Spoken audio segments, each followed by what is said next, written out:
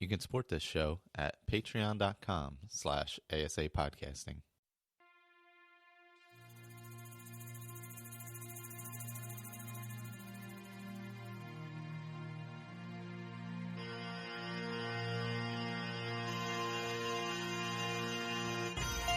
Welcome to a Skyrim Addict podcast, where I will discuss my adventures and misadventures through Skyrim.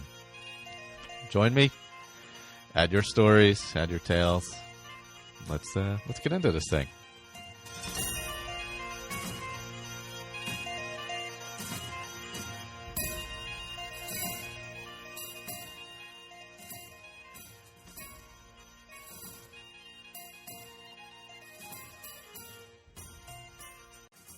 Wow, that was fast. Welcome back. Are you guys still there? Yeah, I'm still here. Oh, okay. I didn't hear you for a second. Sorry about that. I was just asking if my volume was a little high. No, sounds good. Oh, hold on. I guess. Oh no, that was the. Okay, yeah. Hey, garage. Okay, all right. I thought I forgot to hit the recording part of the recording, but no, that was playing. That would be helpful. Yeah, so that music wouldn't have played. We are professionals. Yeah, I'm like, gonna need that. Always got the YouTube backup. But this is the Skyrim Addict podcast, Oblivion Roundtable, the finale of the main quest part. Michael, I am with Juan. Hello. And Colin. Good evening. And so we're going to go over those final Oblivion main quests from leaving the gate, where we just left the gate, through the very end there, where we get our dragon armor. I guess first, thanks to the patrons for the support for the feeds. Thank you very much. Yes, thank you. Happen to be on Patreon, you will have heard Skyrim AD, the beginnings of that. You have heard Colin do his innkeeper accent, which hopefully he will be explaining what Skyrim AD is in that innkeeper accent. I for some reason, I don't know where it came from, but like probably about 90 seconds in, I became Michael Rooker, and I don't know why. That's like a perfect description of it, yeah. And I just went for it. I said, oh, fuck it. And I was looking at buying some dice and stuff like that on Amazon today, and I saw a T-shirt and it just said, "Because I'm the DM, that's why." That's what it is. I'm going to buy that because I'm going to need that. I'm going to have to take pictures of that and send it in quite a lot. Oh, God, that's great. Where people say things. So yeah, Skyrim 10 AD is my attempt to joining D&D, which I've always wanted to play, Dungeons and Dragons, the role-playing game, and bring that together with Skyrim, my favorite of all time computer game. So it's a D&D rule set, but set in the world of Skyrim, and it's called Skyrim 10 AD because it's set. The setting is 10 years after the defeat of Alduin, and that's when. And we have 4 intrepid adventurers willing to take the plunge. In the first few episodes, the first recording session, we had Pat, Ray, and bloody hell, Andrew. Completely forgot his name there for a second. And they had joined me, and I threw them into the deep end and just said, "Oh, by the way, we're doing this," like about a week before we recorded. And they knew nothing about it. And they were just like, what? The only one who knew what he was doing was Pat. And God bless Pat, because Pat was like, "You, what you're doing, dude? Yeah, I don't care what you're doing, where it is, how long it's going to be. I'm in. I'll do it." So it was some great encouragement from him. And you're doing 5th edition rules, is that correct? Yeah, 5th edition. I watch the show that's on Twitch, and they also rebroadcast it on YouTube, which is Critical Role, and their DM there is Matthew Mercer, and he's the only DM that I actually know of. But to my mind, he's the best DM, and he follows the 5e rule book, and they've been going for like nearly 5 years. and they've just started a brand new campaign. There are only 4 episodes or five episodes deep so far of the new campaign. So if you wanted to start watching that, I'd highly recommend it. And it is in podcast form, comes out every Thursday, and you can just listen to the podcast. I will warn you, though, they're between 4 and 5 hours long. Oh, wow. Wow.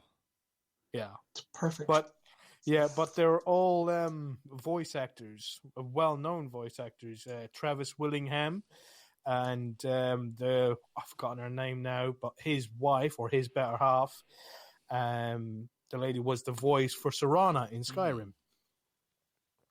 Oh, I can't remember her name. That's a good crew to do something like that with, for sure. Yeah, there's he's got 6 players on it. He's got Taliesin Jaffe, I remember his name, and you have Laura. That's what her name. Her first name's Laura. I can't remember her second name. And then you have Marisha Ray. She done something with Batgirl or something like that, I think. And then there's Matthew Mercer. He does hundreds of voices. He's in lots of video games. And then Travis Willingham, he's been in loads of games, like I think it's like stuff like COD and War Machine and all these sort of, because he's big, gruff, manly voice type stuff. So that's kind of what he plays. But yeah, I highly recommend that. And I'm trying to think. And then in our next recording session, we're going to have the rest of them, and also we're going to have Victor joining as well. He had some prior engagements, so he couldn't make the first recording session, but he said he's definitely going to be in the second one. So hopefully after the first 2 episodes go out, then we'll have Victor joining as well. So we'll have a 4-man adventuring team. And well, you'll have a three adventurers and somebody playing music in the background. He was awesome. I loved Andrew playing as his bard. Yes. And Oh, that's right. You said he was playing a bard. he was awesome. He was like, "What do I do here? What do I do there?" And I went, "Don't worry about that." He goes, "Oh, but no, I need to explain everything before." It's like, "No, I don't. Just remember your name and a bit of your backstory. That's it. Right, now let's go." Okay, and threw him in the big den, and he was fine. He just waded right through and done it perfectly, and brought out some of those genius lines that he comes up with on the spot, of, like, you know, when he's doing Fallout Feed and stuff like that. Just great humor, and he walked off great with Pat. And right, well, the will do. The guys work with each other, like, you know, week in, week out on the Fallout Feed. So it was only natural to have all those voices sort of like coming together and sort of like, you know, in some good moments inside the game, some OP moments. Yeah, there was one point, I forget what it was. They were trying to find out something. He's like, "Can I play him a song to coax him out of it or convince him?" I think it was, he was trying to do persuasion with a song, I believe. Yeah, a persuasion check, and I was like, "Well, you can do that, but there is a chance he, like, oh no, I think it was Andrew who said it. He said, I said, like, you know, he might get tried a retribution if you try and sort of, like, you know, cast this spell on him." And he was like, should I do it, or we all might get, like, you know, piss in our soup?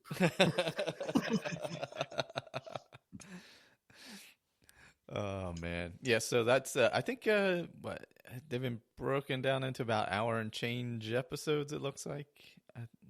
Yeah, and there should be. I think it was 3 episodes, and I think one of them was like about 2 hours, because I think Andrew said he couldn't find a good break in it. Good spot to break. Yeah, and then the other 2 were an hour 30 roundabouts. Yeah, and I think we were looking at setting up he wanted to wait until, I guess, he had a few in the bank to set up a feed or something. Yeah, I was testing some out. There's a website called Roll20, and it's where you can play tabletop games, basically what we do online, you know, with friends across the pond.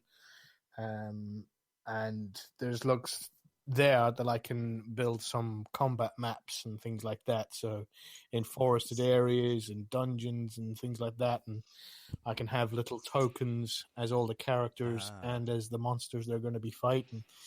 So we're going to try and do maybe a bit of a screen share with that. Oh, that's awesome. Only for the combat thing, so it won't be a constant changing thing because, I'm not an animator or anything. Yeah, that'd be great for the the combat elements or when you come across things like that. Yeah, it's always handy to have a little bit of a visual thing. Yeah, it's nice to know where everybody is in relation to each other and whatever they're fighting against. Yeah, it's got some cool aspects to it. I can add this thing called Fog of War, so they can't see the entire map until they turn the corner and see it. So I can actually black out areas, and then when they move their characters, I can see it in real time. So the minute they move the characters, I can see where their characters move to. So then I can remove the blacked out area so they can see there in that tunnel, or they can see around that corner in that doorway what's inside and things like that. Yeah, what's about to kill them, basically. That way they can't plan too far ahead if they're noticing anything. That makes a lot of sense for a game like that. Because even if they didn't purposely plan ahead, you're just seeing the whole map. It's easy to. All right. Oh. But yeah, so that'll we should be should have a feed up and running for that soon. Once Andrew gives me the go ahead that he has what he needs, and then we're putting that up. So I was going to probably put the first episode or so up here too. So since it's Skyrim related, people are interested in it. Check it out, and hopefully. Hopefully, I was hoping, it would go on the Skyrim feed. Oh yeah, for sure. Yeah, I think it's going to have its own feed too. Actually. Really? Yeah, because there's plenty. That's what he was waiting for, to build up some episodes. But I was going to put it on here, just to start out anyway, because I have plenty of time on here. And then it'll break out and be its own feed there. I think we were looking March or something like that. But whenever. Yeah, that's when the next recording session is trying to get everybody, because those all those four bastards, they have lives.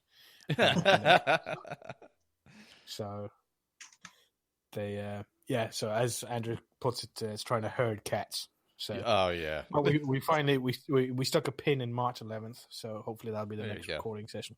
Yeah, maybe he was just waiting for that so that you have episodes plus some ready to go. That would make sense. Other than Skyrim, I did listen to the first episodes of ASA that you uploaded. Brought back memories when I first started listening to the show. Oh God! Oh yeah. That's right. It's I pretty uploaded good. 1 through 20. I uploaded. I think so. I didn't realize that around 20 episodes fit in. Yeah. Was it episode 10 when the Roundtable started? Oh gosh, when was it? No, I think it was after that. It was after 20. Yeah. Well, in one of the episodes, you mentioned the Roundtable. Yeah, I think the idea came up pretty early on. Okay. It might be. It's not long after episode 20. I mean, you think I'd remember since I've been going through all of them, re-uploading them and everything, and I did have it in my head. It was funny. I was finding the first appearances of people and stuff like that because I was going through them real quick and listening to some of them. But Mr. Dale_A. Yeah, Dale was on. I forget what episode it was, 12 or something like that. It was just funny. I would randomly hear Colin and Victor voicemails. Like, oh God, that's right. They just send voicemails. I forgot about that. I was like, I uploaded a whole ton to TalkShoe, like a whole year's worth of episodes. But I think I'm just going to go this route and post the back ones in bulk on the feed that is now. Because it just it takes so much time to do it the other way.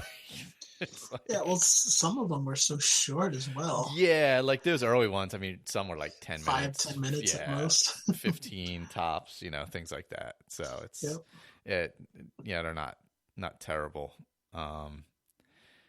But yeah, so I'll be posting those probably once a month, just a bulk amount, whatever I can fit. Of course, as I get deeper into it, they're way longer, so it won't be like 20 episodes like that one was, which was a lot of episodes. It's like, oh, well, I'm not. I got more time. Let me put more on there. So it was, but I mean, the first episode was like 4 minutes or something like that. So Yep.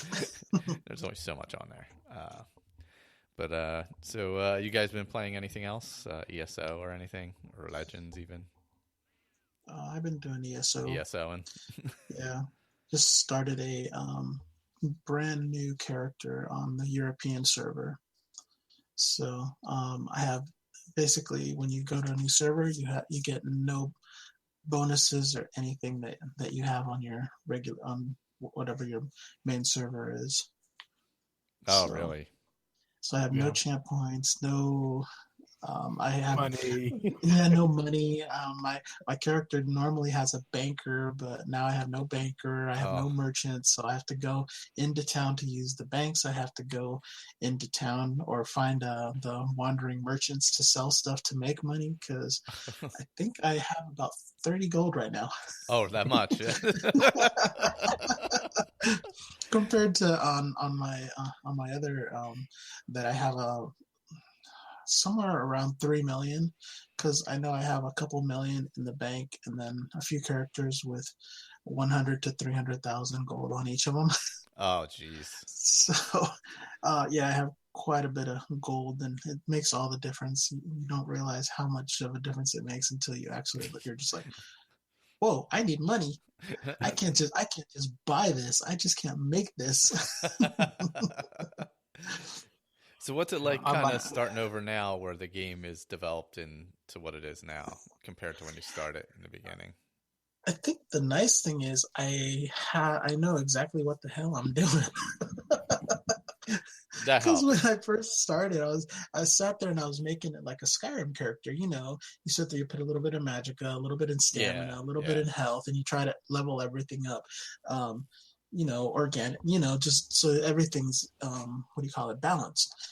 And then you find out, like, when you finally start talking to other people, they sit there and they tell you, oh yeah, you should just put everything into magicka and then use glyphs and stuff and use set armors to balance everything else that you need. You want to put as much into whatever thing that you want your character to be proficient in. Like if you want a health tank, you're going to put everything in, or almost everything, into health. If you're making a stamina based character where everything is more physical type damage, then you're putting everything into stamina. If you're making a magicka. And so you find out after messing around with it that, hey, maybe I do need to focus on one thing as opposed to making a balanced character. So that's one of the things that I have an advantage now, where I just sit there and go, okay, I'm just going to throw everything into magicka, because I think I'm just going to make one character, and it's going to be a magicka Nightblade. I believe Colin really likes the magicka Nightblades. Oh yeah, I think we've talked about that before. Yeah, I need to dig a pit for them. If you can find me. If you can find. Oh man. I got Connor bugging me for the Minecraft password. Yeah, I've recently made a mag sork, a magicka sorcerer. Those are fun. And no pet build, so I got Crystal Frags, Haunting Curse. Was it Daedric Mines? I haven't got those yet because I'm still only like level 25. Okay. So I haven't got Daedric Mines yet, but that's what I'm going to go for. And obviously, are you doing the lore book hunt? The what? The lore book hunt? No. Because I should do. But, Shooting Star or whatever the other morph are pretty good for magicka based. Yeah, Ice Comet or the that's Shooting Star. Yep. But no, I like for PvP. The kind of the better one is what everybody wants a Sork to have is negate. Drop a negate on the door as you're just flying through, and then bomb the shit out of it with a bunch of night blades with sap essence on. Yeah, people keep dropping that on me. Yeah, on my Magic and Nightblade, I have to roll out of it. The fun part is when they just drop it in the wrong spot.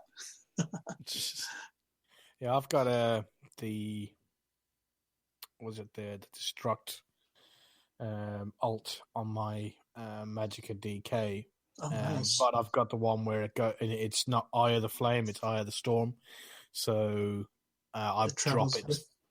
No, I don't use the one that travels with me. I use the one that I can drop into an area because she's really squishy. So you need to go you need to be a little bit tanky if you're going to be a bomber. Yeah. So I just get the one and then just drop it outside the front of the door while I'm up on the, dropping oils down and stuff. Then I'll just drop it down and hopefully a Sork somewhere will drop a negate on it from somewhere else. And then it's bye people at the door on the ram. On the ram, yeah.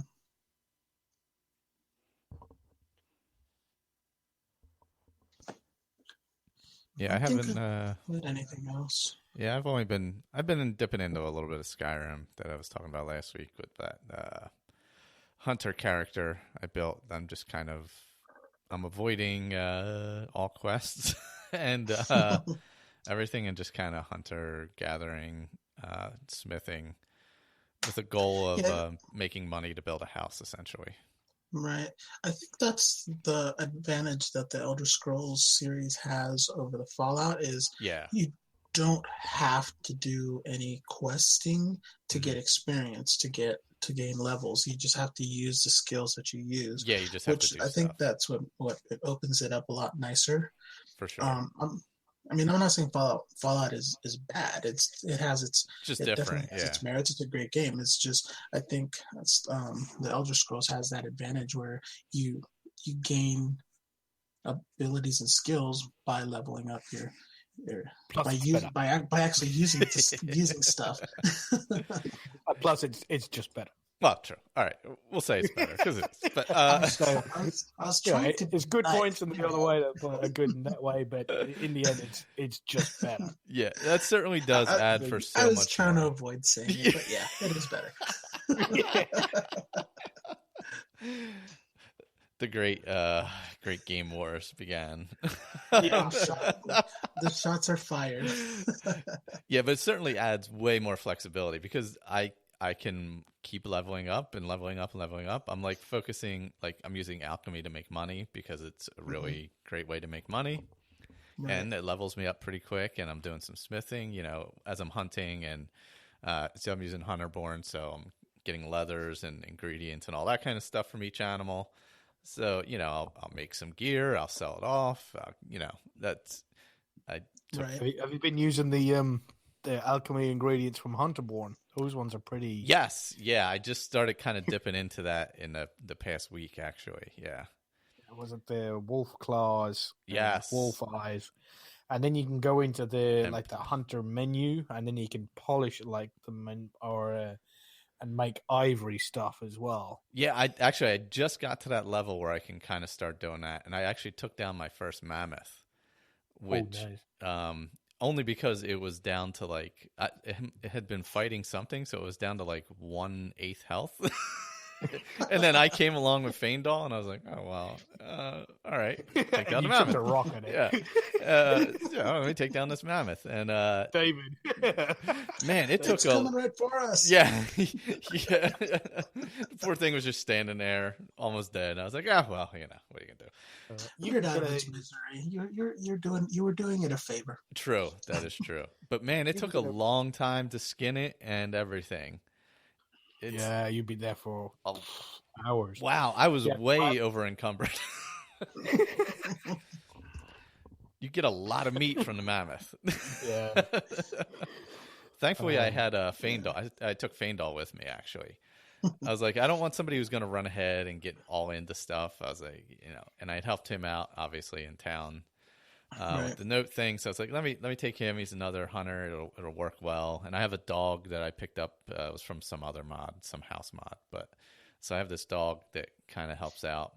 So those are two I'm kind of rolling with, just so I can carry stuff. And I go back and forth to my tree house and make stuff. And on rainy days, I just hang out there and build stuff and make stuff. But I want to save up to actually build a homestead. So that's kind of my goal for this character, to do one of the Hearthfire houses. So I got to look at which one works for me the best. I think Helyarkin, that's the one, was it just northeast of Whiterun, right? On the hill there, Helyarkin. Yeah, I think that's the one that even has the little lake next to it. Does it? No, that's the one up north. Winstead? Yeah, No, not Winstead. Winstead. What you want is it's the one you get for Dawnstar. I know that much. Yeah, it's weird. It's Dawnstar, but it's all the way down. Yeah. Yeah, I mean, because the border of Dawnstar is just right where Whiterun, where Laureus Farm is. Yep, right there. Yeah, so it's right above that. Yeah. Yeah, I mean, you can see Whiterun from that house. Oh, yeah, it's way closer to Whiterun than it is to... So that's like the kind of perfect place, because I've been doing... That's where I want to do all my hunting and all anyway, and then the town's right there, and it'll give me everything I want in a central location, so... Okay. I think you can build a masterwork bow, I think. Yes. If you get it from a mammoth bone, I think it is, and a mammoth tusk. Mm-hmm. Yeah, right now, I added the there's another mod from that same person for archery, and there's a ranger's bow, but I need one more perk before I can make it. I have to get to the not just the zoom, but the zoom, and then what is the one just to write it at, whatever it is, I forget what it is exactly. Slow time, the first slow. So you get to the zoom, the first slow, and then I think I can make it after that. So I'm going to be focusing on that, the Ranger bow I'm going to make. And that's apparently upgradable, too. Oh, nice. Oh, there's one of the ones where it says one of the perks that you take is make sure you don't take it while you're in sneak mode. Oh, really? It's a bug. It's one of the it's either one of the sneak ones or one of the archery ones. Ah. And I think it's the one where you draw your bow faster. Oh, okay. Yeah. Don't take that perk while you're in sneak. Make sure you're not. Okay. Well, I'm going to make sure I'm not in sneak mode, period, then. Yeah. Just in case. Yeah. Yep. Yes, I've been having fun with that. Like, I'll go in for like an hour or two, spend a day's worth. And I clicked on, instead of using like Frostfall and all, I just clicked on the survival mode to play with, because I haven't really used that much. So I wanted to just kind of see how it worked, the Creation Club one. So I just clicked that on because it's pretty basic, and I just have to eat and stuff. And there was I'm just playing this one on Xbox One. So there was a mod to make the hunter board and food work with the survival mode and all that stuff. So it balances it out pretty well. So I've just been kind of rolling around the countryside. I haven't really gotten very far. I actually ventured all the way down to Falkreath the one day. And that was about as far as I've gone. And then I headed back. Because, of course, no fast travel either. So, it's here it is. I found it. It's the Ranger Archery perk. It's the one that lets you move at full speed when your bow is drawn. Yeah, while you're drawn, the bow is drawn. Yeah. Don't sneak while doing that. Yeah, don't take that perk when you're in sneak. I will avoid that at all costs then. Oh, you know what? I forgot to post. Oh my gosh! When we get to that point, I'll bring it up. It's part of Oblivion. So, all right. I guess we get to Oblivion. Actually, first, Colin, Juan and I finished the Great Gate last week, right? Or last month. That is correct. Yes, and I did. Did you finish it this time? Yes, I finished it. Well, you want to go over how your great adventure was? Yeah, I got it done with 87 seconds to spare. Oh my god! Talk about cutting it close. I'm running up that tower, running up there. I ran up all the towers, up and down all the towers, and then I just found, and I went and got to this one. And I went, no, because this is a broken one as well. So I thought, fuck it, I'm just jumping it. And luckily, she had enough athletics to be able to make it to the other side and then land in the lava. Oh man. And then I had to go up 2 more towers and open another gate to be able to get into the main tower. Oh no, that was it. I opened one of the gates to get to the other tower. Mm-hmm. And then I opened the gate, and then instead of going into the main tower, I ran right across the other side and went into the other tower. Oh, So he could have gotten from the other side and went all the way up to the top of that. Oh, jeez. But I didn't need to wait. No, this is the wrong tower. Come all the way back, and because it's in between. The main tower is in between 2 other Between towers, the 2, yeah. Yeah. So instead of coming out of the first tower and turning right and going into the main tower, I just went all the way across Straight the across. other side. And up from there. 87 seconds. That's relatively close. Yeah. Yeah, that's pushing it. Seeing as you got 14 minutes. Yeah. Yeah, I forget what it was, but mine was ridiculously fast, whatever it was, as I was sneaking through. But so then after that, the thing is just there, laying in the right outside of Bruma when you finish. Yeah. With Martin and the 2 guards that survived. Yes. Oh, did they both survive? I got Martin and 2 guards. That was it. That was it. Boris, Joffrey, all gone. The named one that's from Bruma. Oh yeah. Or is it Leowin? One of the ones. There's a named guard there. There's also, I think, the Leowin steward or something like that. Mm-hmm. I can't remember his name. Is Bruno or something like that. He was there and he was dead as well. So, and Martin didn't say anything about Joffrey or Boris being dead. He was like, "All right, awesome, we close the gate." Yeah, no, he didn't care about anybody missing. Yeah, Nope, doesn't matter. Yeah, because when I picked it up was it yesterday? I started back on these quests again. When it was he was right where I left off after we came out of the gate. We're walking up the hill, and he's just like, "All right," and I'm like,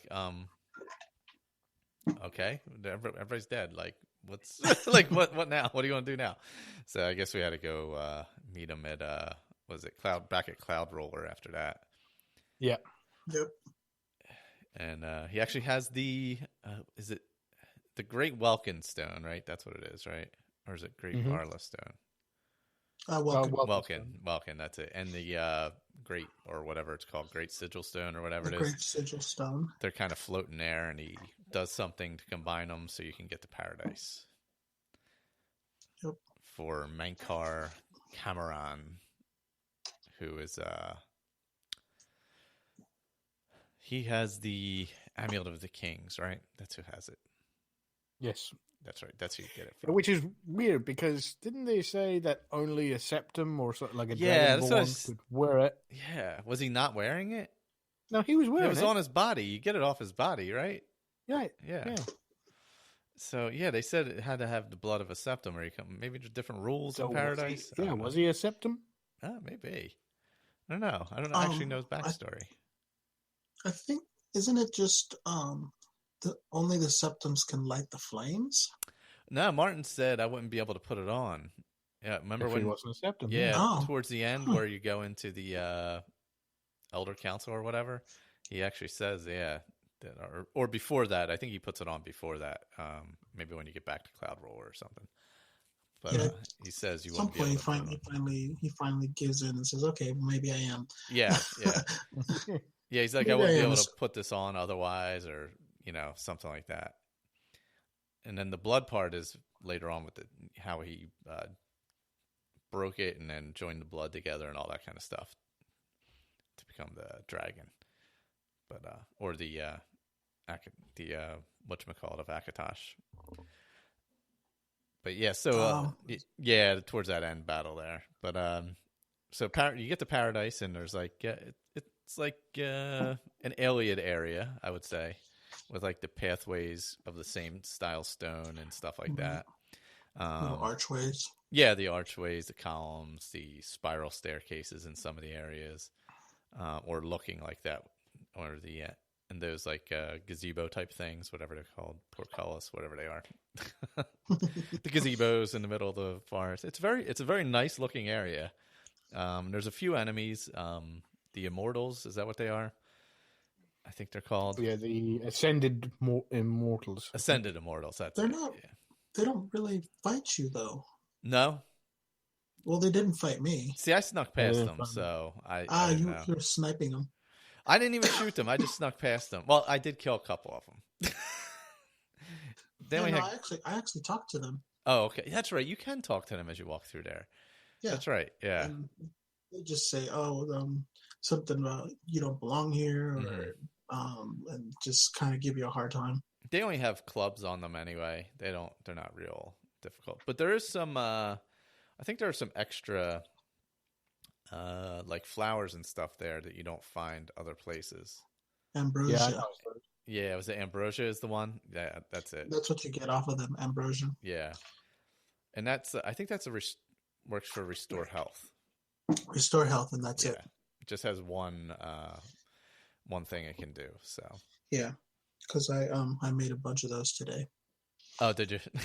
I was carrying. I had to offload a bunch of mine because for the Great Gate, I still had I don't know. I brought 40 Restore Magicka and 40 health potions just in case I had to keep Martin alive. I was like, I'm really going to need the Magicka. Let me carry a bunch of stuff with me.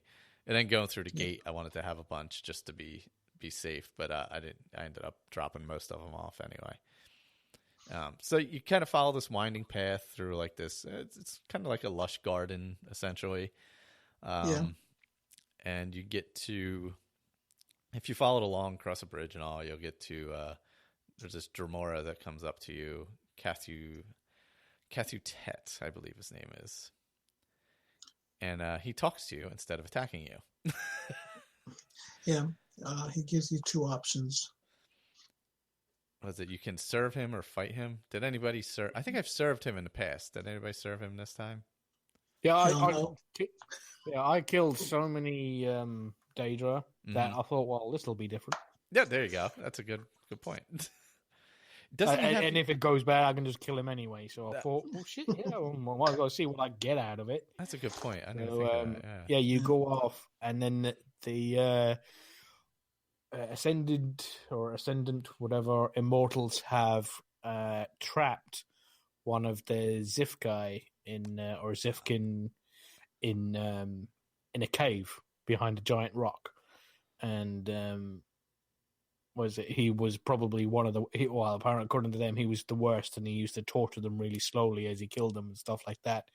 I go, well, yeah, well, you kind of deserve that. You're all a bunch of fucking Daedra worshipping assholes.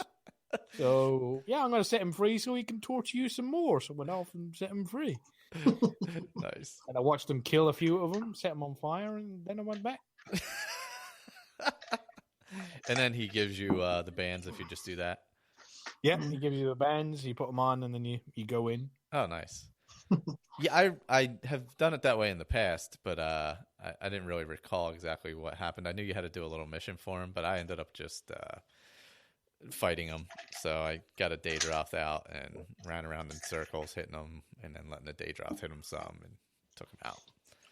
He died pretty quickly for me. Yeah, he's not real difficult or anything. Yeah. So you put on the Bands of the Chosen, which get rid of your gauntlets, whatever gauntlets you happen to have on. It gives you 50% weakness to fire. Yeah, 50% weakness to fire, yes. So then you head into what is that area called? Is it the Grotto or something? Yeah, the Grotto. Forbidden Grotto? Forbidden Grotto or something like that, yeah. So you go through there. There's a few enemies, the typical stuff. There's some Daedroth roaming around. There's what are the guys called that are in there? There's something other than the Ascended Immortals. I don't know, the first part you get through, you have to. I screwed up. You get to that door and you can't go through it. What do you have to do to get through there? Shit, I'm trying to remember. Yeah, you have to talk to the guy. There's a guy there, and he's like, "Oh, you won't be able to get out." That's it. Yeah. Without me helping you, and he walks up to you. Yeah. I missed him. Yeah. He's telling me this story about how he went into somebody's house and started, killing all these kids and chopping people's heads off, And then he went into this house, and then the family that was in there attacked him and ripped him to shreds and killed him. Mm-hmm. And he goes, after thinking and pondering about this, I realized I was wrong. Oh, after you were dead, you realized you were wrong. Oh, okay. Yeah, after he took part. Yeah. Now you're sort of like, you're all praying to Akatosh. Then eat my ass, motherfucker. So I just killed him and then killed all the rest of them. And then you get through the next door, and there he is fucking again, because obviously ascended immortal. So he's back. Yeah. I went with the was it Eldamil? That's his name. He's the Mythic Dawn agent that you come across that tells you that story. And he asks if you've talked to him, you can go into one of the cages that's held over the lava that they're lowering people into over and over. And then a Dremora comes out who's like, who's this guy? What are you doing? He's like, oh, I'm questioning him. They want to know who he is, blah, blah, blah. So he lowers you down, but it stops right before the lava and lets you back up. And then that's how you get into the other area where you end up meeting him. And he then takes the bands off of you. So you can do it that way too. Or you can just kill everybody. I killed him. Yeah, that's what I did. And then you so he'll take the bands off if you do it that way as well. Where you just go into the cage, he lowers it, raises it, and you go back out. But once you go through that, you can accidentally loop around back to where the Dremora are and get into a lot of crap there and have to kill them anyway. So it's probably better to kill them off as it is anyway. Yeah, FYI. Yeah. Because if you don't, you'll accidentally loop back around and end up in like the middle of like 4 of them. When in doubt, kill everything. Exactly. Especially when you're in, I don't know, I guess this isn't part of Oblivion. Maybe it is. Who knows? The plane of Oblivion or whatever. But so then you have to follow the path to Karak Agaglar or whatever the hell it's called. Agalar. But that's Cameron's palace. Which is a mini Elliot ruin, basically. Yeah. Yeah. And this whole time we have General Zod talking away to us. Yes, that's right. I forgot. Yeah, he is talking.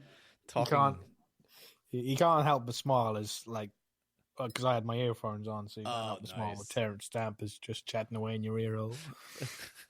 That's right. I forgot that's who did it. Yeah. Yeah, he's talking to you the whole time you're in paradise. The whole everything you're doing. Yeah, he's going on about how Tamriel isn't actually like Nern. Tamriel is just Lorcan's plane of Oblivion. It's not. I was like, okay, please stop with the sermon. Please stop. No, he doesn't stop. Not until the very, very end. Yeah, so you get into his palace, and I didn't talk to him. I just started shooting him with arrows. Can you? Is there if you talk to him? I assume he'd just start fighting after you talk to him. But I know there was 2 people there. Yeah, he has his son and his daughter. Yeah, that's what I thought, because they had the same last name. They're outside before you get in there, right? Yeah, they talk to you and says, "Oh wow." And I killed them, and then they reappeared. Yep. Yeah, because they're ascended as well. Yeah. Yeah, they just kept on coming back in. I kept on killing them, and they kept on coming back in again in the room while I was chasing after Manga. His weapon really sucked. Yeah, it was just staff. Yeah, because he was using a staff of disintegrate armor and something else. I think shock. Shock and disintegrate. I'm in all robes, so that kind of didn't help him at all. Yeah, I didn't even go. What did I? I had I set off my Daedroth, and I had what's his name with me from Eldamil. That's the thing. If you don't kill Eldamil, he comes with you and can help you. So I actually had him with me, and I had set off a Daedroth or whatever, and so I could just concentrate on Cameron to take him out, because the other ones are they're just like killing a conjured thing. If you don't kill the conjurer, it doesn't make any difference. So I was able to just focus on that. Yeah, so there's a plus to not killing that guy is that he'll actually come with you and help you out. And then you kill him. Well, then you can kill him. Well, then you're leaving. He's dead anyway. You're leaving him there. Yeah. I assume when the Paradise disappears, he's just disappearing with it. So he's paying his price. Or maybe his Dagon picks up his soul and just continues to punish him. That's probably true too. Yeah, that's true. That's probably where they all end up. So, Yep. Yeah, but you can take him out. Let's see. It's Raven and Ruma are the two kids, I guess. Mm-hmm. We met them. I think we killed them. I think she was at the where we went to get the. I think it was the book. The one that you have to get the Book 4? Yeah, the Mysterium Xerxes. Okay, in the cave. Yes. Yeah, in the cave. When you watch Mankar Cameron go into paradise, he uses the amulet and he gets back, and she's the one that's there left behind. So I think that's her. And then the son, wasn't he the one that you go and... He's in the sewers. Yeah, sewers with Barris. Yeah. Yeah, so that's how they ended up in paradise, thanks to your hand, most likely. Nice. Yes, well, it says here in the UESP, once Mankar is dead, Raven, Ruma, and Eldamil will all die instantly. And Paradise, well, we obviously know Paradise begins to collapse, but they all die instantly when that happens, so they're all gone. And then you're teleported back to the Martin's area, the area where he's been studying in Cloudroller Temple. And don't forget to get his robe and staff, of course, and then the Amulet of Kings, of course, which apparently you don't even have to loot; it's automatic, I guess. It says, but I mean, you don't really have time to loot any of the bodies after you kill him. Yeah, if you're right next to him, you can get him, but that's about it. It's pretty quick that you're out of there. Yeah, I got hammered by a couple of rocks. Yeah. Oh, yeah. You'll get what? Yeah, I did too. I was like, oh. Yeah, there's no escaping it. Yeah. So you get out of there and you go up the steps and exit one of the alien-looking doors and with the tree kind of symbol on it and head on out. And that's when we're back in Cloudroller Temple, and we find out what's next with Martin. And this is the funny part. All right, so this is where he puts on the robes, right? The Emperor's robes. Is this where he puts them on? Yes. After you give him the amulet. So I give him the amulet, and he puts on the robes, but he also has his armor under the robes. So he's wearing his Daedric armor with the Emperor's robes on. Is that the picture that you posted? I didn't post it yet. I have to. I have it. I just saved it when it happened. Oh, okay, yeah, I saw it on the Xbox. So if you saw it on the Xbox, that's it. Yeah. It's. Okay. I was gonna post it in the group. Yeah. So he's got his Emperor's robes and the Daedric armor on. And I'm like, that's amazing. I'm like, it does actually just show, because I didn't know if the animation would just show general armor, because I don't know if they just had it set for that or whatever, But no, he's still got that Daedric armor. That's awesome. Oh, he's got that crazy Daedric Oblivion helmet on, and well, to be fair, it does actually suit Martin Septim. True. That crazy Daedric background that he's got. That is true. He does have that. Yeah. He was dipping into that. A little bit of menace in his background. So. Yep. Oh gosh. Yeah. So when we get back there, we have to escort Martin over to the Imperial Palace. And I just fast traveled. Yeah, I did too. I didn't escort him, but I was like, "We're not walking together. You're way killed by a random cat." Yeah, you're way too slow to be walking there together. That's not going to happen. So you go in and we talk to, was it Okato? Is the one person left in there? Yeah, Magister Okato. And he accepts he lets them know that they all accept Martin as the emperor. And that's when all hell starts to break loose. Oh, yeah. Yeah. Oblivion gates are open all in the entire bloody city. Yeah, Yep. one of the guards comes running in, and it's like, quick, something, and you're like, okay, I guess we gotta go outside. And you go outside, and I had all kinds of, like, there's just stuff everywhere out there, even in the inner circle of the Imperial city.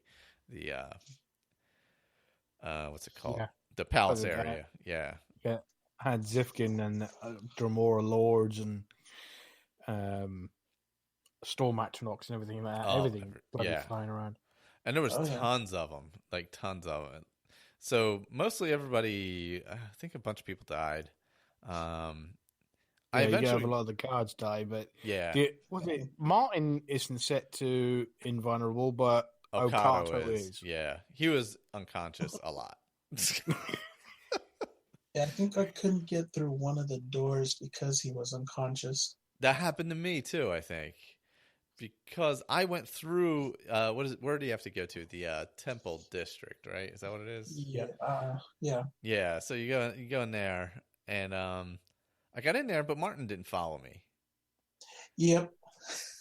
I went around killing everything and battling for probably a good 20, 25 minutes, just killing stuff. Yep. And I'm like, okay, well, maybe I just have to walk into the Temple of the One. I did that too, yeah. I walked in there and I'm like, there's no one here. What's going on? Hello. And you're walking like right past the giant Mehrunes Dagon standing right by the entrance. Yeah, he's huge. If anybody's watched the Fudge Muppet for Oblivion, you'll see a nice big image of Mehrunes Dagon, and but yeah, he's just. I mean, you're walking under his feet. Yeah, pretty much. His leg. Yeah, he's huge. You can't got all damage these him. Dremora going around, and he'll swat you with his. He's got a club, right? Yeah, like a Daedric mace. Yeah, mace. He just swats you with that thing, and it hurts. He didn't get me. I shot him with a few arrows from far away, but I was able to get around him without getting hit. So, yeah, I'm running all around town. All around that section of town. I go in the temple. I'm like, where the hell is Martin? And then I try and go back through the door into the Imperial Palace area, and I can't get through. It says the door is barred. I'm like, what? Then I ran around some more, and I went back, and it wasn't. So I was able to go through, and then I found him. He was still fighting things in there. I'm like, dude, come on. We got to get to the temple. What are you doing? Yeah. Akatosh is the Lord of Time, asshole. He expects you to be on time. And that's kind of when he tells you, he's like, I know what I have to do. And you're like, okay, what? Let's go. Bake some fucking cookies. I've been waiting for a while for you to do something. Yeah. Got some brownies for you, too. Come on, bro. Well, I even tried to, you can't go into the gates because they're like, do I have to close these gates before he comes in or something? Like, I couldn't remember exactly what I was supposed to do. So I'm like, maybe I got to do that. But you can't even get in the gates. So. That's not something you have to worry about, but then you get in the temple, and that's where it goes down. Right. There's no arrow telling you where to go or nothing. It's just, well, you're gonna figure this out at some point. Yeah, pretty much. Yeah. I don't know if it's a thing where he's supposed to hang behind until you do something, or I don't know, but he hung out in that. Yeah, I think he has to be with you when you get into where near the Temple of the One is, and then because then he suddenly stops fighting. He stops and he talks to you about something. Yeah, that's what he tells you. Yeah. He knows what he has to do. Yeah, and he sort of like he stops fighting and he goes, right, I'll let you lead the way, and you're like, all right, and then he just like puts his hands down, and I think after that, then he's set to essential again. Yeah, after that point, need to get past Mehrunes Dagon. Yep, just went straight to Temple of the One, and there he was. Oops, excuse me. And it's just like, okay, couldn't you have just done this earlier? Yeah, where have you been the last 10 minutes? So he goes into the center, I believe, of the temple, and that's where he does his little ritual. As Mehrunes Dagon breaks down the wall. Tears the roof off. and steps over and inside because you want to fight inside this little tiny. Yeah, these two giant things are fighting inside the smallest structure in the city. In the entire city. Oh, so yeah, he becomes the avatar of Akatosh, which is basically it's kind of like a flame version of a dragon, I would say, right? Yeah, almost like a golden dragon. Yeah, golden. Yeah, golden dragon. Yeah, he's I think what he does is, from what I understood of where he talked to it, is that he and I was talking to Akato afterwards, is that he smashed the Amulet of Kings. Mm-hmm. I don't think anybody could have just smashed it. I think he done something special, as you said. He done something, and then inside that was the blood of Akatosh, and then he mixed it with his own blood, and because he's got the dragonborn blood, it turned him into, whatever that was. Akatosh, the avatar of Akatosh or whatever. Yeah, he uses his blood. He uses both bloods. Yeah. Only thing that could have made it more fun is if he'd done some shouts at him, little Fusroda action. Oh, that would have been amazing. Yeah. So then after it's all over, he just turns to stone and is left there. I guess for all eternity. As a stone statue of Akatosh. And I guess we'll find out on the next Elder Scrolls series when we visit Cyrodiil. Yeah, true. We'll have to go back. And Mehrunes Dagon is defeated, never to return again, supposedly. We'll see. Yeah. Sounds like something they say all the time. Don't they say that... and the villagers rejoiced. Now Cyrodiil is protected forever from the gates. Tamriel, yeah. And I'm like, I don't know. This feels like maybe not true. I feel like maybe you're exaggerating this point here. Yeah, just for the foreseeable future. And that's what Okato essentially tells you. You're the what's he call you? Champion of Cyrodiil. Champion of Cyrodiil, that's what it is. Yeah. And tells you are able to get Imperial dragon armor in 2 weeks. At the armory. Yeah, it's usually only reserved for emperors. Yes, as far as I remember what I'm saying. And did you guys wait the 2 weeks to get? I did not yet. Only because I'm in the middle of Knights of the Nine, and I didn't want waiting 2 weeks to somehow screw up something. I'm still waiting on mine. So what I was doing is I'm going around adventuring and leveling up a little bit, trying to get some decent heavy armor. Because all I have is the stuff that I created myself, that I made myself, are basically converted. Since you don't actually get to make it, you just find it and put whatever enchantments you want on it. So I'm hoping to find some of the really nice stuff with multiple enchantments instead of the single enchantments that I have. I think the best heavy armor is the Knights of the Nine armor. Yeah, because it has multiple enchantments on it. I forget exactly. And it has more enchantments the more pieces that you wear. If you wear 5 or 4 pieces of said armor, then you get another bonus as well. That's right. Yeah. I think it's a restoration bonus, so it makes restoration spells, like healing spells, cheaper. Yeah, I'm trying to wait as long as I can on that, just so that it'll be higher level. Yeah. And I'm trying to get my my heavy armor up to, I think it's 50, because then all the armor you're wearing is cut. The weight is cut in half. So I don't have to have all those carry weight enchantments on it. Oh, that's right. Yeah. It is cutting if it's all one type. Yeah. And then I think at 100, then it's completely weightless or something. I can't remember, but yeah, I think you're correct. It's very slow going. I forget what level I'm even at now. Yeah, I think I'm at 46 for my heavy armor, or 47, which is it's almost there.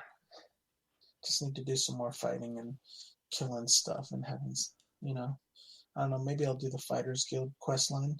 Yeah, I'm probably gonna do some too in between, since we're gonna do those things with other characters. Yeah, the Fighters Guild quest line is actually pretty fun, and it'd be nice to see that in the roundtable type discussion. Yeah, I think I'd like to play through them too, so we kind of have an idea going in what exactly they are too. It's been a while, so we don't put closing the gate. Yeah. Yeah, separate closing the gate and go, right after, yeah.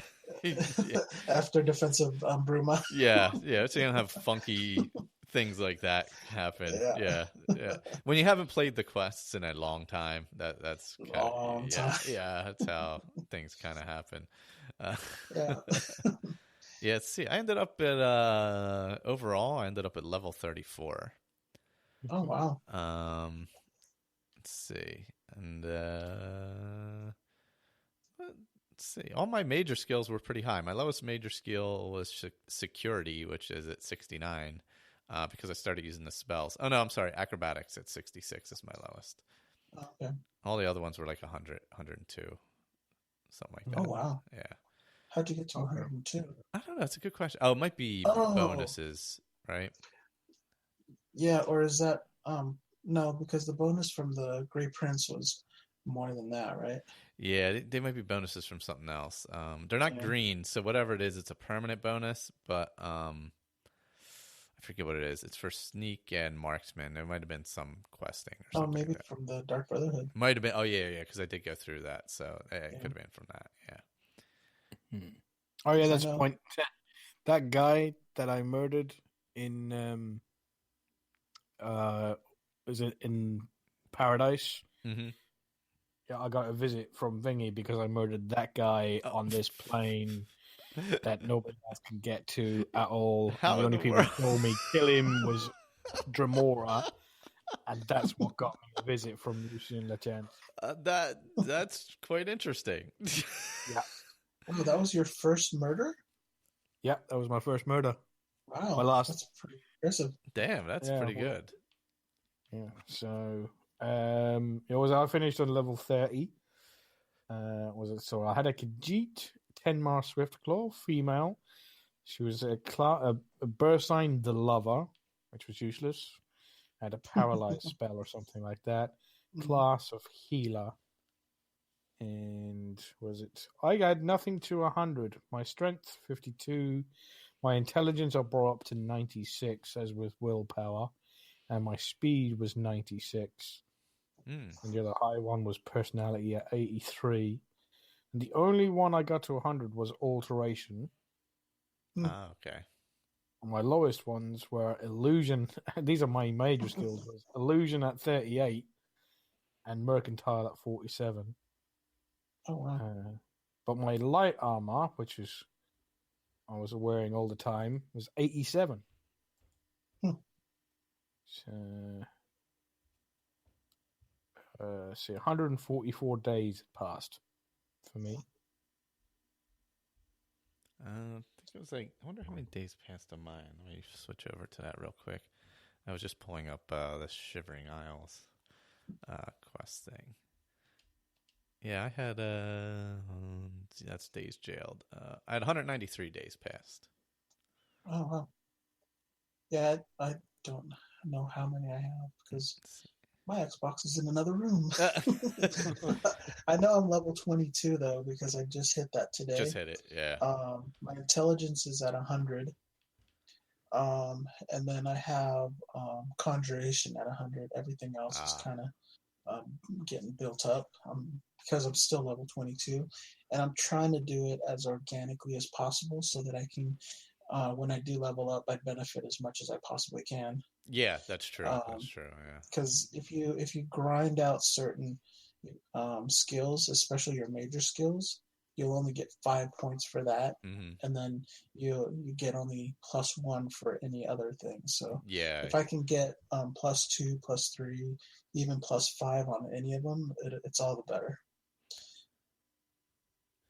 Yeah, that's true. It gives you a little more balance at least. Yeah. Halfway through my playthrough, I switched from destruction to was it a dagger? Mm-hmm. So I was using sort of like lots of fire spells, and mostly destruction spells. And then I switched to the dagger to get my blade up. I think that's why my light armor got so high. Yeah, because you're using the blade more. Yeah, because I was there holding the blade and up close and holding personal. the shield. Yeah, holding the shield. Because I had found some pretty nifty ones which had lots of reflect damage and reflect spell. Oh, the shields have some really nice stuff on they them do. for sure. Yeah. So all the damage was at one point. I think I had I can't remember the name of it, but it's kind of like Fist of the North Star type thing amulet, and then there was a ring as well, and both of them reflected 30 odd damage back. So they were 60% of the damage that they were doing to me was being reflected back at them. So. On them. Yeah, I think I just found a mirror shield. Oh, nice. And that does a reflection as well as it does physical and spell reflection. Yeah, that sounds nasty. That's nice if it does both. Yeah, it's rare to find something that does both. Yeah, so I was like, ooh, I'm actually going to use this thing. Yeah. And it's glass though. Yeah, was it that? Oh, I use glass. I have glass boots and a glass dagger.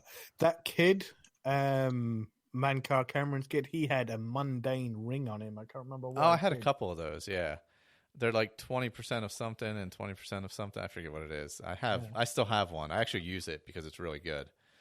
Yeah, I think it's spell absorption and reflect spell. I think so. Yeah, something like that.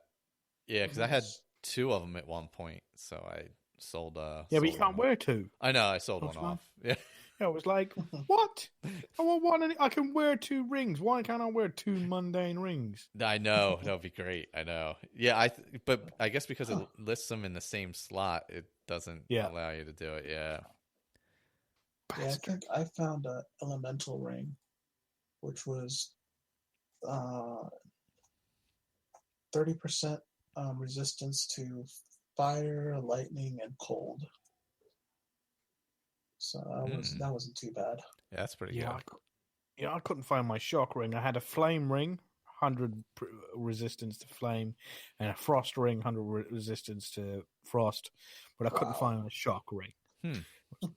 I wanted a set. Yeah, I had. You know, she'd wear them all in one hand. Bling bling. Yeah. I started using some of my Dark Brotherhood gear. I think it was the Black Hand hood I was using for a while.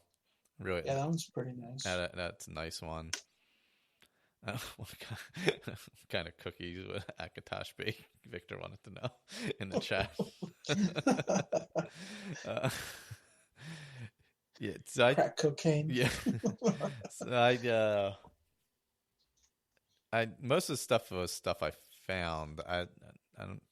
Most of the stuff I enchanted was weapons because they were single enchantments. Yeah, that's the best stuff. Is the stuff you find. Yeah, that's the big difference. That is a big difference between Oblivion and Skyrim. Also, the best stuff is the stuff you generally find in Oblivion. Yeah. I found a nice bow that does 15 points of shock damage and does soul trap for 5 seconds or 6 seconds. Oh, nice. So I mean, that's the fiery soul trap. Yeah, basically, yeah. I've trapped only 1 soul apparently in Oblivion,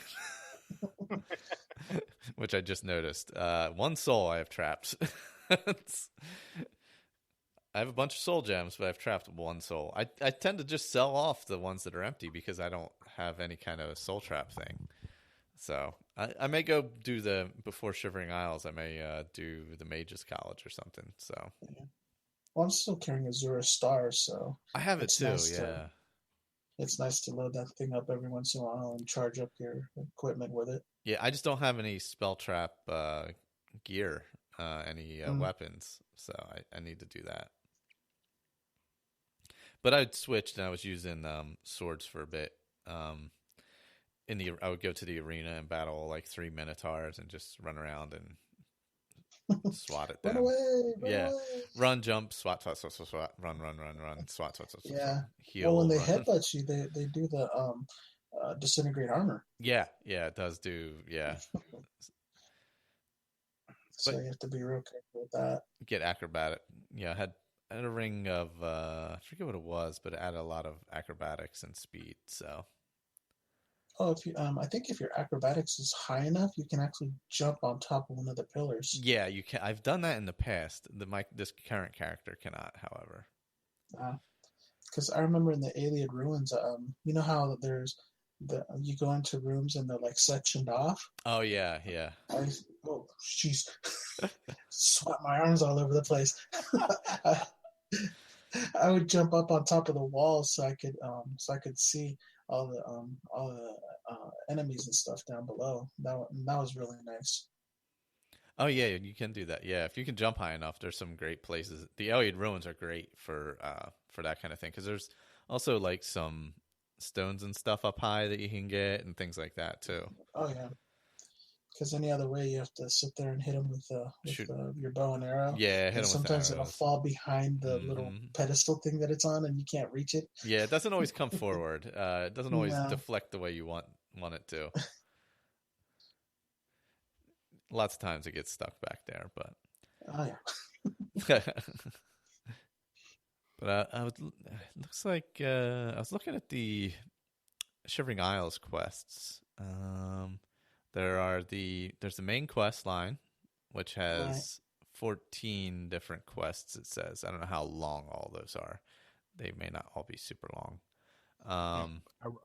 Arrive in Shivering Isles. Yeah, yeah, exactly. Yeah, so I assume I remember it being a pretty decent length. There's the Bliss. I think one of the tough ones is just defeating the Guardian. Just to get in. Getting in, yeah, that is a quest actually. Yeah.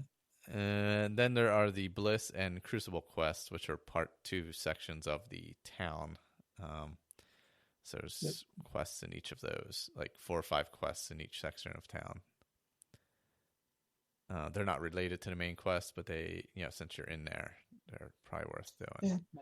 And then there's a couple settlement quests, like 5 of those. And other quests, let's see. These are other quests did not appear in your journal. There's 2 of those, so. There's not a whole ton of them, so we could probably break it down. Yeah. We'll figure it out, break them down. I remember the area is actually pretty big, too. It's a good size area. Yeah, it was a good, really, really decent, really good add-on. I remember playing it for quite a long time. Yeah, but like we said, once you're in there, you're in there, so. Yeah, because I remember I used to just travel all around, sneaking around, and just exploring in general. There was so much to see and do around there. Yeah.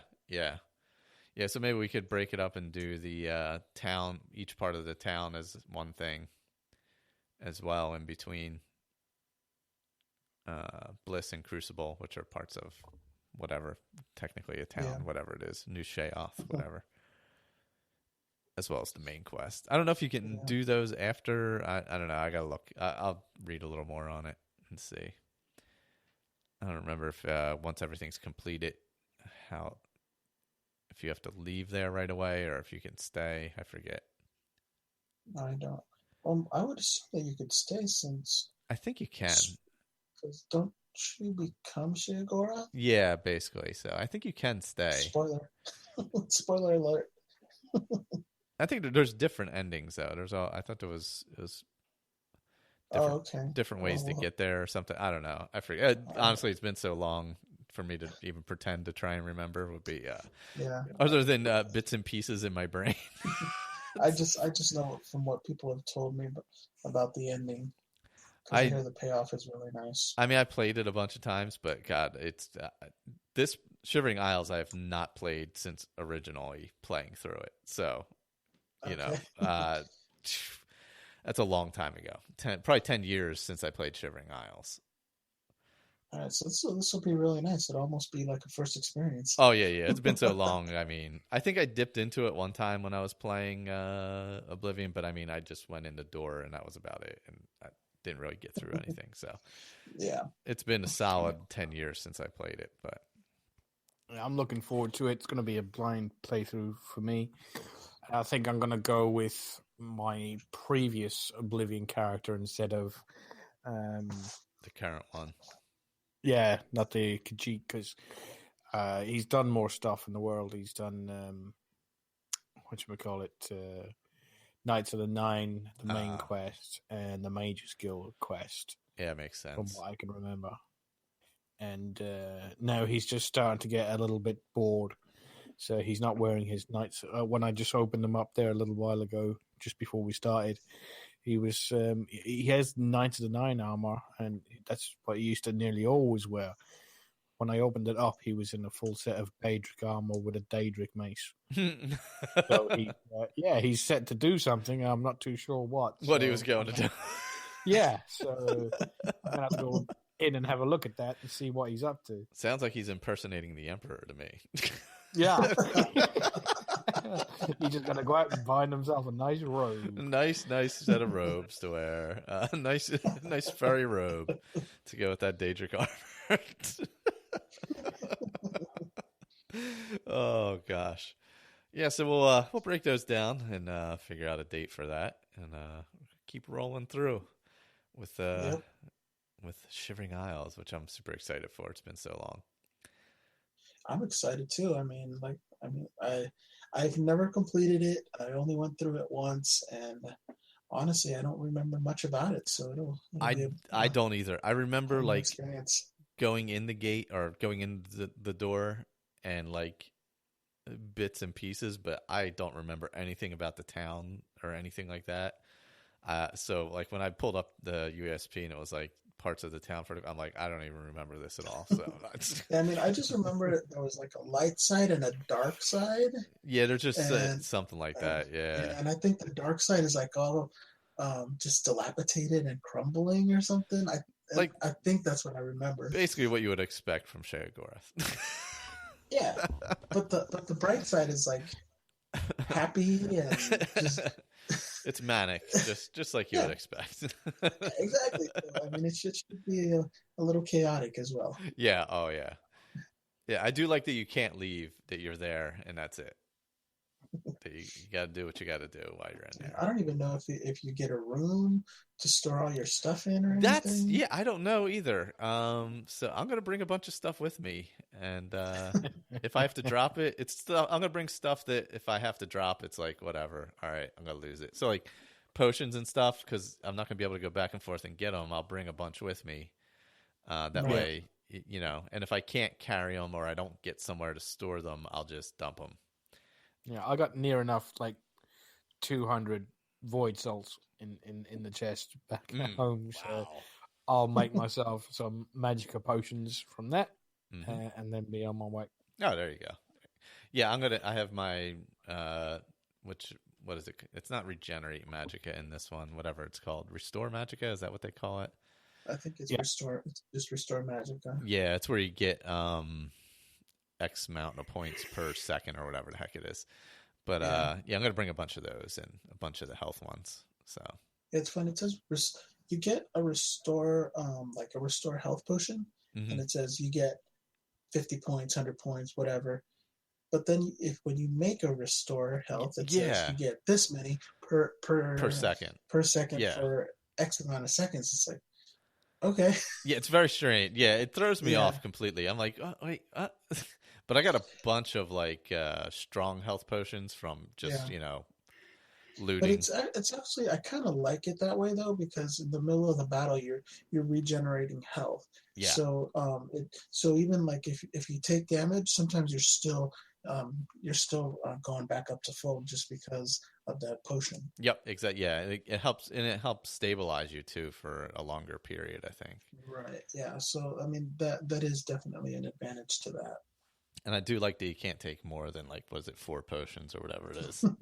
Yeah. It's kind of. Oh, I mean, yeah, it's fantasy and everything, but you're sitting there drinking 12, 15 potions. Yeah, please hold on while I guzzle down my 40th potion, minor health potion. Yeah, I have all these potions that give me 10 points. Oh wait, I'm out of potions. Just let me eat this bushel of apples. Yeah. I need 75 apples to Or as Michael once was, I've just had 30 bowls of soup. Oh, I'd forgotten about that. Oh God. Yeah, it is pretty ridiculous when you think about it. Oh, and I'm actually at the point alchemy wise in Oblivion where I think I can use one ingredient to make a potion. Oh, nice. So I think it makes just whatever the first thing it is on it is. Okay. But I don't know if it's like that for every ingredient. I think it is, because I noticed that. So, because I have like the higher level mortar and pestle and stuff like that too. Oh, okay. Whatever it's called, the master. Or, I don't think I've gotten a legendary one yet, but I do have master. Yeah. Yeah, because I think it goes. What is it? Apprentice. Yeah. Journeyman. Yep. Expert, and master. Or then master. Or something like that. Yeah. I think I have like half master, half expert right now, because it's hard to find those higher level ones. Yeah. I've only got one master, and then the rest are all expert. Expert, yeah, they're really tough to find. It's not like they're everywhere, and you don't find them really. I mean, once in a great while you find them if you're looting, but like, it's not like everyone you find once you get to a certain level is master now. They're all still the whatever it is, novice ones or whatever they're called. Yeah, and I don't think they even sell the master ones. Maybe I think you actually have to find them. Yeah, might be. Or maybe there's a quest. Well, excuse me. I know I found my master retort, I think. Me and too. Then all my expert stuff I bought. So yeah, I think one may be right. Same here. You have to come across it. I think. I think where I've found most of my upgraded ones are in like vampire, where there's vampires and what are the necromancers? Mm-hmm. Yeah, that's the area where you generally find the higher level ones. Usually in a chest or something. They're not usually out. The ones out on the shelf are almost always just novice ones. Right. All right. Kind of like the Shadow Banish. The Shadow Banish wine, yeah. Yeah. Yeah, they're mostly in vampire areas and stuff too. Yeah, it's kind of interesting that there's certain things that you have to find out in the world, and just as you're exploring, you know.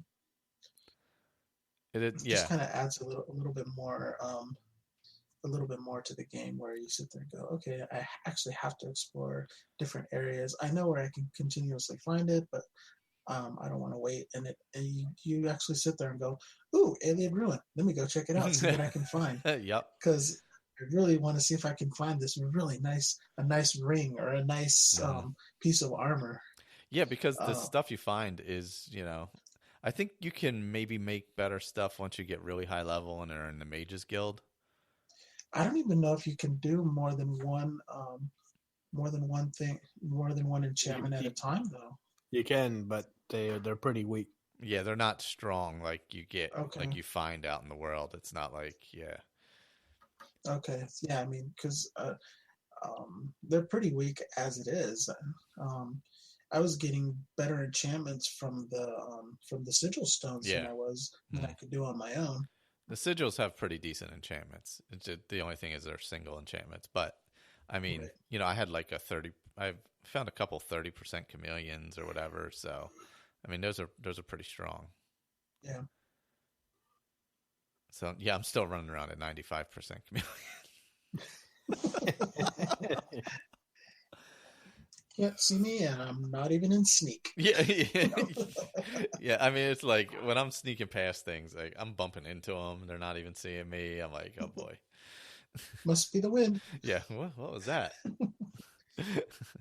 How was anybody supposed to recognize you when they're making your statues and shit? That's a good question. It's just got to be this like. It's a glass statue. Yeah. I'm sorry. Could you take your clothes off so we can make a statue? Or at least take your helmet off. We'll make a floating head. Yeah, just make a head. I've been to photo studios like that, Michael. I don't know what you're talking about. Yeah. Oh man. Well, that has been our run through the main quests of Oblivion. We did a few side quests as well back in the early ones, but yeah, on to Shivering Isles. That'll be fun. Yes, that'll be exciting.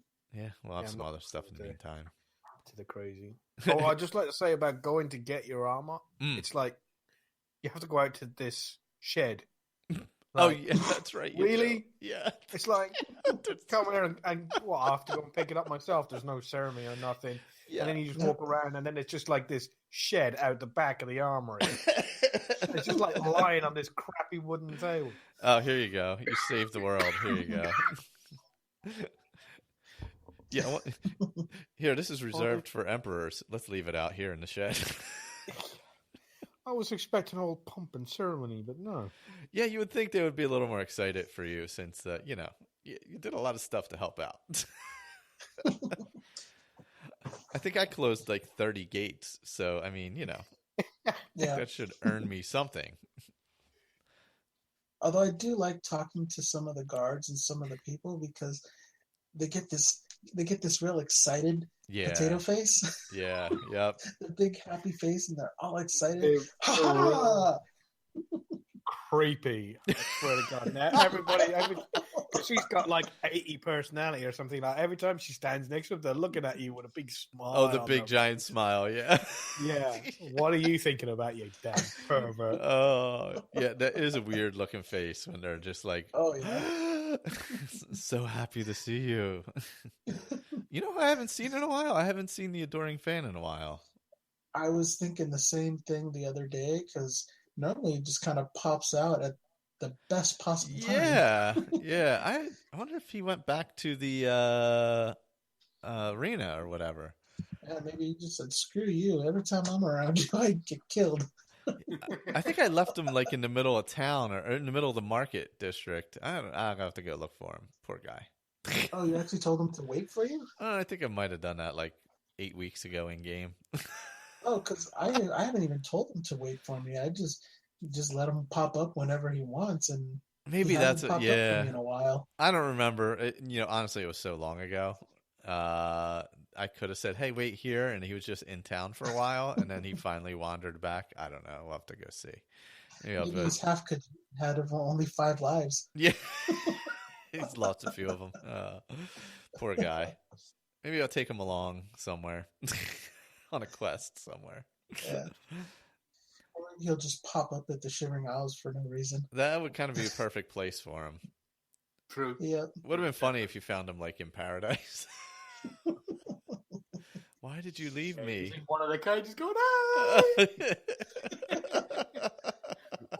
toasty. Oh man, poor fella with his blonde, weird yellow hair. Yeah, it's not even a faux hawk or a mohawk. It's something. It's a weird pompadour. Yeah, it's definitely something. That's for sure. Oh gosh. Should be in Fallout. Oh, it would be amazing if he was like a cat, like just some random character in town that was similar to him. They should do that in there could have been Fallout. I mean, they why not? There could have been an Easter egg like at the where you get Kate. Yeah, like have him in the audience or something, or like his poster, bandits. Like a poster of him on the wall would be amazing. Yeah, retired champion or whatever you want to call him. It would have been better if he was in the audience. Yeah. So like they had a nerd route in Fallout, right? Yeah, up in the ship, right? in the Prydwen, right? Yeah. I've never actually seen them because I blew that up before I went up there. But didn't they have something in Skyrim? Wasn't it in Cicero's journals?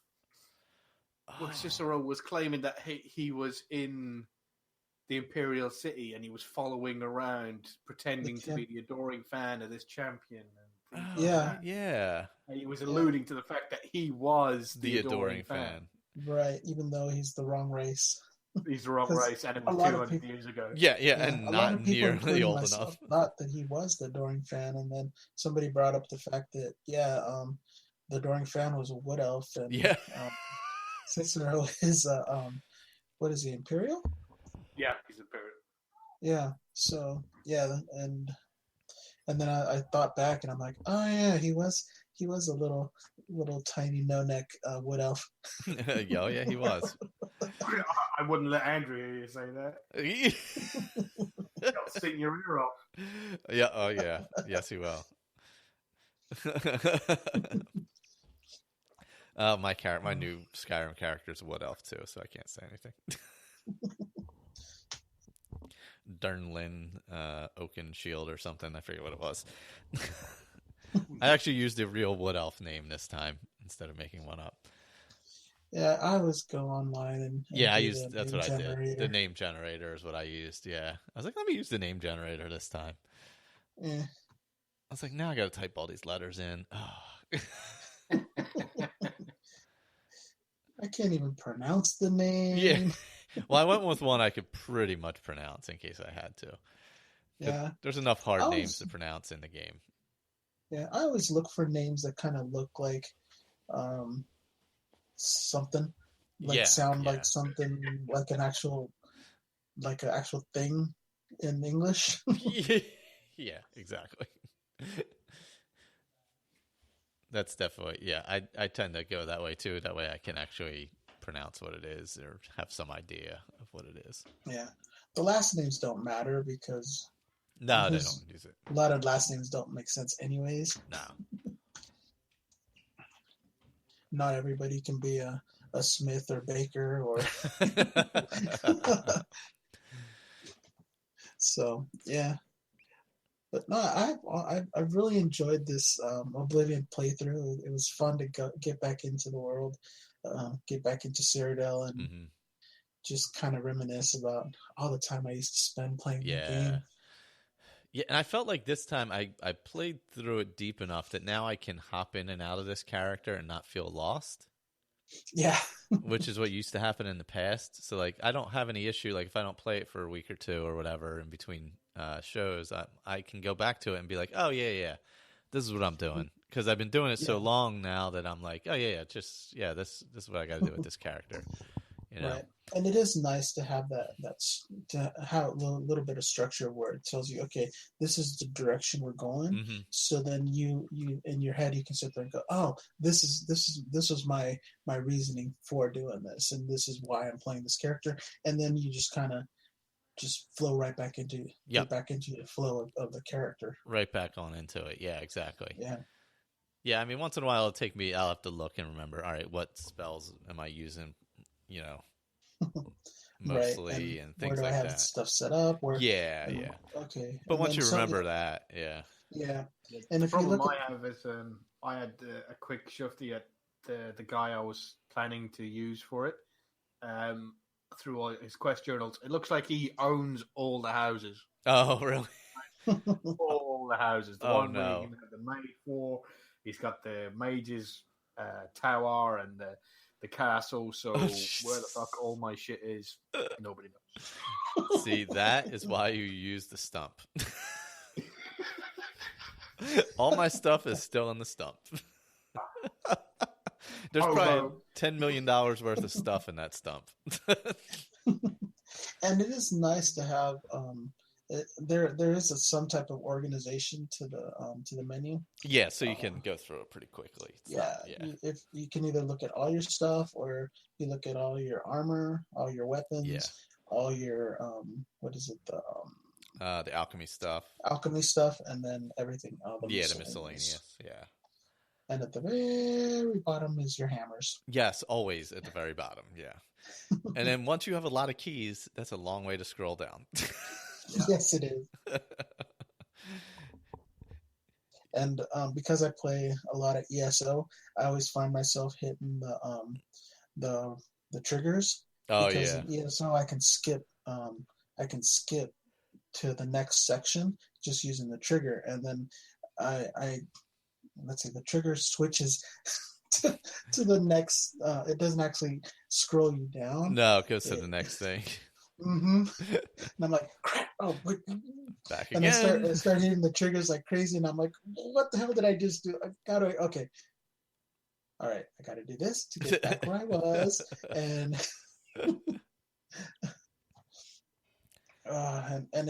and it kind of like shifts your position as well. So yeah, it's never back. You never go right back to where you left that menu, which is kind of PC Master Race, point and click. That's it. Yep. Then you don't have to worry about scrolling. Yeah. Who was it? Was it who's playing it on Xbox One X recently that just said they was on the Facebook Probably group? Jeremy? No, it was was it Fiona? Fiona, was it? Or was it? Oh, okay. But there was the update for it. Then she said it looked pretty good.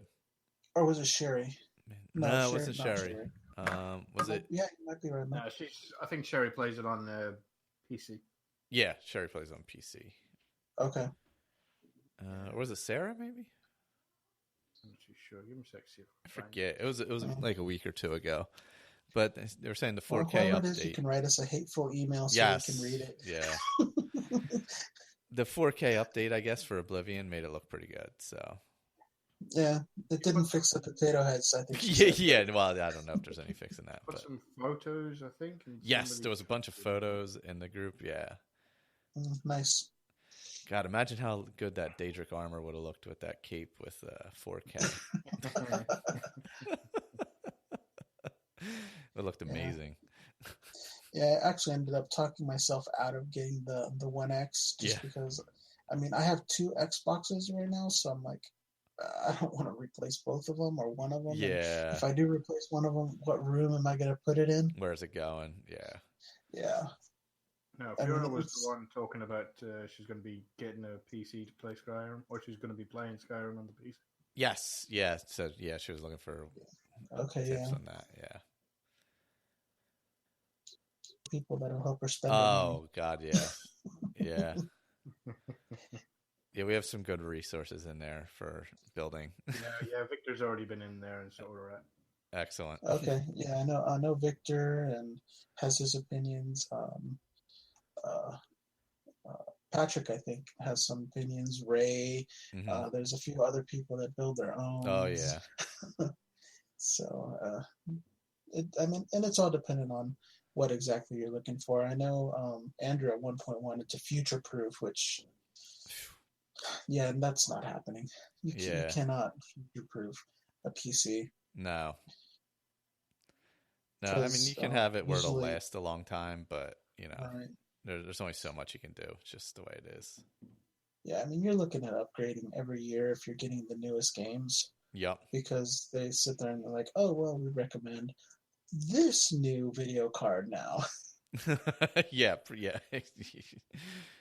Yeah, as things start to come out, if you want to keep playing the newest thing, it's like just kind of the way it is. Yeah.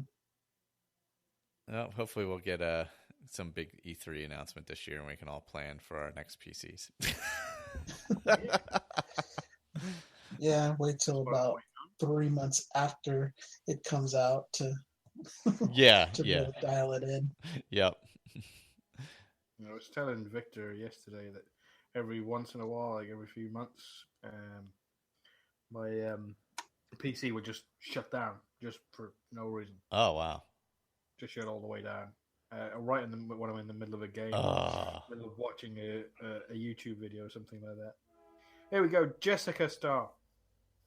Oh, okay. Oh, okay. That's who it was. She's put on. She's got I've forgotten what it's called. An album on Imager. Yes. Of all the nice Xbox One versions, and she's got some real stunning shots. Yeah, it looks great. It really does. Whatever they did to make it look like that on the Xbox One X, it just looks really good.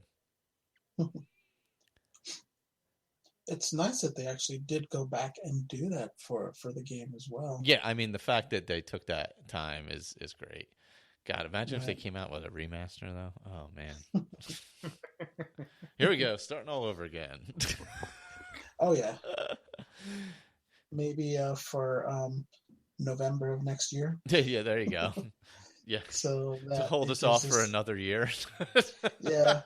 Well, and that'll also it'll also give us another Elder Scrolls or Bethesda related reason for the what is it the benefit cast. Oh yeah, there you go. Yeah, it'll give us something for that, specifically for that. Yeah. They got to time the releases correctly. That's all. Plus, that way we can make Andrew and Victor. Yeah, for Oblivion. Yeah, Victor's not playing while they have those potato heads. We know that. I don't know if they're ever going to get rid of the potato heads. No, not unless it was a complete remaster. That would be the only way. Yeah. I think he's even said that he's like modded it as much as he could. And you still can't. Couldn't get it enough that he could play it. Yeah. Yeah, there's only so much you can do. It doesn't get it exactly what you would want, but Yeah, fortunately for me, I'm not completely set on having to have good aesthetics for me to play a game. yeah, I'm okay with it. But I mean, everybody's got their different reasons for playing, so Yeah. yeah, I don't blame them if there's something that Oh no, not at all. I mean, tweaks it. you have to play to make yourself happy. Yep. Because that's the reason why It's the we whole play point games, of is to playing. make ourselves happy. It can be miserable not playing the game. If you don't enjoy your experience, then there's really no reason for you to be doing it. Exactly. Yeah. Yeah. If you're not enjoying the game, really, what's the point of playing the game? Exactly. Kind of defeats the whole purpose. God, I hate this game. I'm going to keep playing. I saw a comment like that in ESO the other week in was it PvP in Cyrodiil? Some guys was moaning and stuff like, all these guys here they're only like 400 CP and 200 CP. No wonder we keep on losing this campaign. Blah blah blah blah. And then this other guy goes, just because you're 690 CP doesn't mean you're good. And he goes, I'm 400 CP and I bet I could kick your ass up and down. And something like that. And was it when I think some other guy turns around and goes, oh yeah, PvP should just be 690 CP. They should have a 690 campaign, but that's all that's allowed in here. It's like, really? If anything, they should just make all of them non-CP. That'll teach them. Yeah, pretty much. It's like a goddamn entire mission just to take one farm on your own. Mm-hmm. That is a nightmare, man. No CP. It's like level 20. I jumped into, was it the below 51? Yeah, I always go into Kine. I like Kine. With my new sword, but it was too dead. It was too boring. And my horse was way too slow. That's the worst part. I wish they would just scale all your horses. I swear to God, I heard ding ding ding ding ding ding. Yeah, that's what they put rapids on one of your bars. Yeah, and even then, it's if you're only like at 1 or something. Once you get above 10, it starts to feel a little bit better. Yeah, but was it with Jonaria, my main? Mm-hmm. She has like maxed out stamina, weight, speed, has rapids on the bar. She doesn't even though she has rapids on her bar, she doesn't actually lose anything. And I also have purple Cyrodiil's Ward jewelry that can quickly shove on. So I throw that on, and that increases your mounted speed by 15% if she needs to go like a long distance in a short amount of time. And that's when I get all the stuttering because the computer can't keep up. Yep. I was actually going to mention that because sometimes you get the reload screen. Yeah, I get that every time I go to BRK. The only problem with getting there really, really fast is that I'm nearly always on my own. Yep. That was fun. All right. Well, until next time, I guess. Maybe we can do. I don't know. We'll figure out that. What month is this? February. Yep. Yeah. I guess next month is March. All right, we'll figure out the date. I have no idea when. Right. I got to run that by somebody. And then I just know that I can't do Saturdays just because my niece is playing softball now. Oh, okay. Yeah, Sundays are easier for me anyway. Yeah. And Just on March 11th. March 11th is tied up for me. Excellent. Okay, perfect. We'll knock that off the list. That'll narrow it down. All right. Well, next time, everybody, if you want to play along, Shivering Isles, starting over. If you want to start a new character, we do have the character generator on the website, asapodcasting.com, and just go to the Skyrim Addict page. That stuff is down there. And once we come up with our quest breakdown, how we're going to do it, I'll post that there too. So you can kind of play along. But we're going to head into Shivering Isles before we retire these fellas who've been traipsing across Cyrodiil and through the plains of Oblivion. Yep. And through the paradise. And through paradise. Paradise was nice, I got to admit. It was a really good-looking place. It's very peaceful. It was a happy place. Yeah, it's very peaceful. You don't mind being bored to tears. Yeah. It was oddly peaceful for somebody connected with Mayrun's Dagon. Yeah. Which is very strange. It was nice seeing those guys being punished in the lava. Oh, yeah, that's true. Yeah, that's true. That did work out well. Yeah. That is a bonus of it all. There is justice. More butt spikes, though. Yeah. Yeah. Oh, man. All right, everyone. Until next time. See you. Later, guys.